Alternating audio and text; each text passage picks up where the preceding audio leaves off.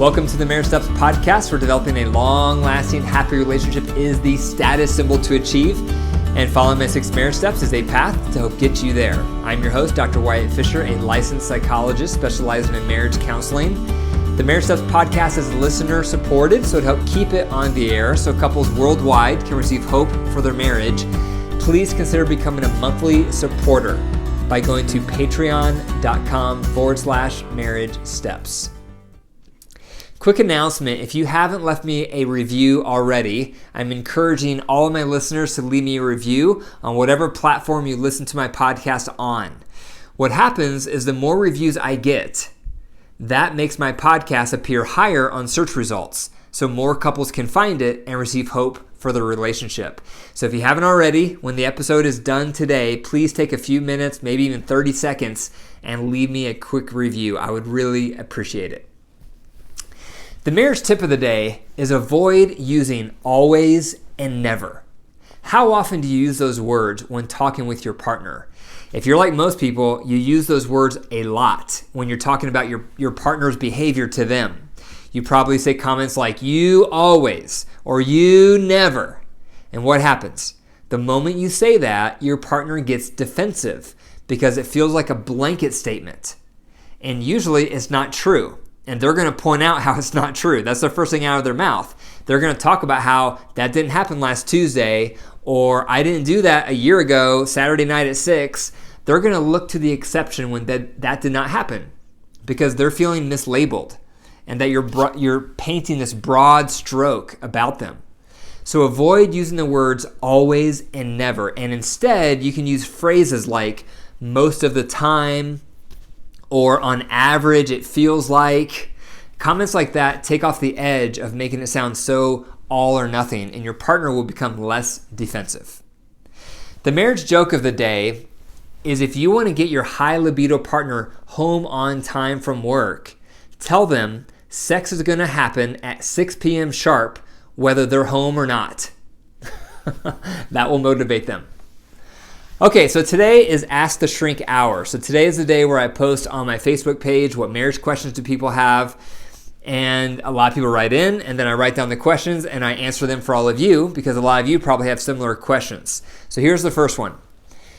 I'm mad because my partner doesn't invite me to spend time with their adult child. What should I do? So this is obviously a blended family. And when you have blended families, it can be really difficult because there's a lot of different feelings, a lot of different alliances. A lot of times the stepchildren aren't very happy about the step parent. All sorts of things can happen, especially when the kids are adults, because then you're blending all these family traditions together. So it's wrought with issues. I come from a blended family, so I know this firsthand. It can be tricky. There's a lot of landmines you can step on. But one thing I would encourage you to do is talk with your partner about both of your core needs when it comes to your adult kids. What core needs do you have? What core needs do they have? What can you own that you've been doing that's been making things worse with the stepkids or with your biological kids? What can your partner own? What have they been doing that's been making this topic worse? The goal is you want to stop pointing the finger at each other, stop blaming each other, and instead uncover your core needs, your core values around these adult kids. What are they for you? Maybe you want to feel included. Maybe you want to feel like you're a team with your partner. Maybe you want to feel like you come first, not their adult kids. Whatever your values are, your core needs, you need to talk about that. And your partner needs to talk about their core needs. And then you want to search for win-wins. How can we maneuver moving forward in a way that's going to honor both of us? Not just me, not just you. Number 2, what makes me have a hard time trusting my partner? That can come from a variety of factors. A lot of times we don't trust our partner if they've broken our trust in our relationship with them, can be very common. They've behaved in ways that's broken our trust. They've done things that have broken our trust. But once in a while, you'll meet someone who doesn't trust their partner even though their partner has been very trustworthy. And when that happens, usually it's an indication of an insecure attachment. So growing up, children usually have 2 experiences. The one experience is when you have a caregiver that tunes into you, They track your signals, and they respond to your signals sensitively and consistently. And when that's your experience growing up, you develop a sense of trust. You can trust other people. The world is a safe place. And guess what? That secure attachment transfers over to your romantic partner in marriage. You're more open to intimacy. You're comfortable with intimacy. Your default is to give them the benefit of the doubt. You trust them because you have a secure attachment background. The opposite also can happen. So if you're raised in a home where you did not have a caregiver tuning into your signals, and instead they missed your signals because perhaps they had mental health issues, or they had addiction issues, or they just weren't present, then you're going to develop a sense of mistrust, that the world is not a safe place, that you cannot trust other people. And you're going to carry that insecure attachment into your marriage. And so it's going to be harder for you to trust. You're going to assume the worst in your partner. You're going to be distant and detached, most likely, and not very open or comfortable with closeness or intimacy. So if you're in a relationship and your partner hasn't done anything to break your trust, but you still find it hard to trust them, most likely the answer lies in your upbringing. You probably have an insecure attachment upbringing. So you may need some help on how to heal from that so you can start trusting your partner more readily and like they deserve. Number 3, I'm overwhelmed because I always have to prompt my partner. Do you ever feel like that? In marriage, there's normally a prompter and a doer. The problem happens when the prompter becomes the doer. And what I mean by that is the prompter is usually the partner who catches all the signals. They're watching the relationship. They're noticing what the marriage needs. They're watching the kids. They're noticing what the kids need more of or less of. They're very tuned in, and they're really watching on a daily basis the signals of everything. Probably because they had a secure attachment growing up, so they're used to watching those signals. But then the mistake the prompter can make is the prompter who's watching all the signals then feels like they have to do something about it. They have to do something over here. They have to do something for the marriage. They have to do something for that kid because they feel like their partner won't do it, or their partner won't do it in the way they want. And so therefore they take it on themselves, and they notice more things that need help, and they take it on themselves. And before long, they're feeling resentful because they feel like almost everything is on their shoulders. And part of that is their fault. Part of it is not their fault. The part that is their fault is because they're not delegating enough to their partner to do more. And perhaps they have too high of standards. And so even if their partner tries it and their partner doesn't do it up to their standard, they take that responsibility back and they start doing it themselves again. So if you're listening to this and you tend to be a prompter, you tend to be the person who notices all the things that need attention in your relationship and with your kids, make sure that you're not also the doer. Make sure you delegate those items to your partner so you feel like there's an even workload. And you may have to lower your standards at times and just let your partner do it in the way they see fit. And don't view it as a one and done. If you delegate something to your partner to have them do it, keep the lines of communication open. Check in with your partner. How did it go for them? What are their thoughts? What are yours? And then negotiate a middle ground and then have them execute again. So you have to constantly be separating the prompter and the doer so that the prompter doesn't become both. Number 4, I'm pregnant and my partner doesn't seem very sensitive. What should I do? Pregnancy is hard. It's a hard time for both partners. Usually the pregnant spouse, obviously, understandably, wants a lot of attention because they're in a lot of discomfort. Life is coming to a stop. Everything needs to focus on them. And that's also hard for the other partner because the other partner needs to become very selfless and put their needs on the back burner and focus on their pregnant partner. And so when you're pregnant, and this applies to any stage of life you're going through that stress is mounting, you need to talk more than you normally do. You need to share both of your needs more than you normally do because both of your needs are important. But you have to think about how can we be sensitive to both partners' needs considering the physical limitations the pregnant person is experiencing.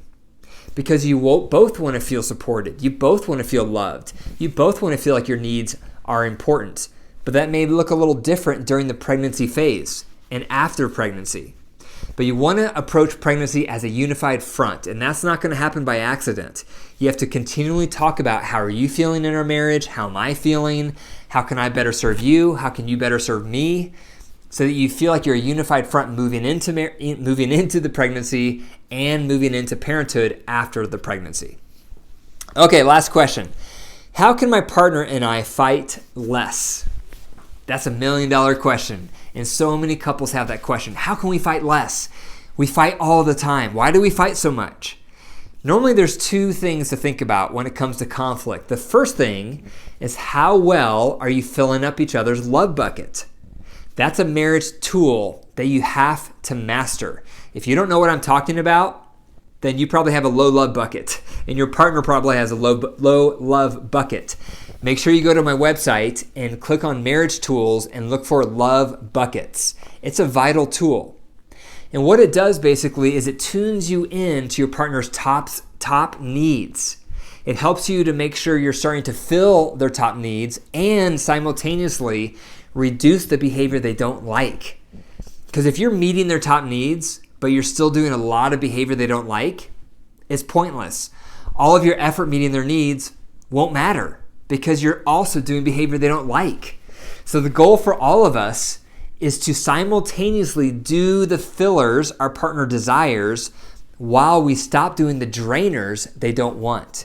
And if you do that long enough, you become irresistible. That's the key to falling back in love with your partner and having them fall back in love with you. So, the first way to combat conflict is to keep your love buckets full, because love promotes grace. So when your love bucket is full, you're going to become more gentle with your partner. You're going to give them the benefit of the doubt. You're going to be more gracious because you feel more loved, and vice versa. When your needs are not being met, your love bucket is low, the claws come out. You become more aggressive. You assume the worst in your partner. You have a negative sentiment override. So if you want to reduce conflict in your marriage, you have to hone the love bucket process. You have to learn how to fill up your partner's love bucket, and they have to learn how to fill up yours while reducing the drainers. That in and of itself will take care of the majority of your conflicts. You won't feel grouchy with each other anymore. The second way to deal with conflicts is conflict resolution tools. So there's two of those that I teach. The one is a soft startup. That's for mild to moderate complaints. And then there's the floor method. And that's for more intense conflicts where you both have a say. You both are upset about the topic.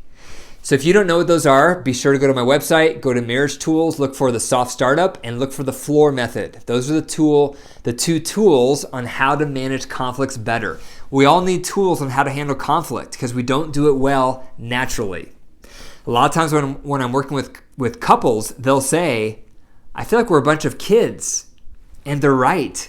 We all are. When it comes to conflict, if we haven't had training, we behave like children because we just don't know how to handle ourselves well.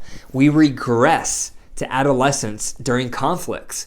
We say mean things. We act in childish ways. All sorts of negative stuff happens. So we all need some training on how to handle ourselves well. And that's where the soft startup and the floor method come in. Thank you for listening to the Marriage Steps podcast. If you enjoyed the episode today, be sure to pause right now and leave me a review on whatever platform you're listening to this on. I would greatly appreciate it. Also, be sure to go to my website for more marriage resources. It's drwyattfisher.com. And if this podcast has transformed your relationship, I would love to have you on the podcast, to interview you, to hear your story, because your story will inspire others. So if this has helped you, please send me an email at info@drwyattfisher.com. And remember, your marriage is what? It's alive! So if you nurture it and care for it, it will grow. But if you deprive it and neglect it, it will die. The choice is up to you. Take care.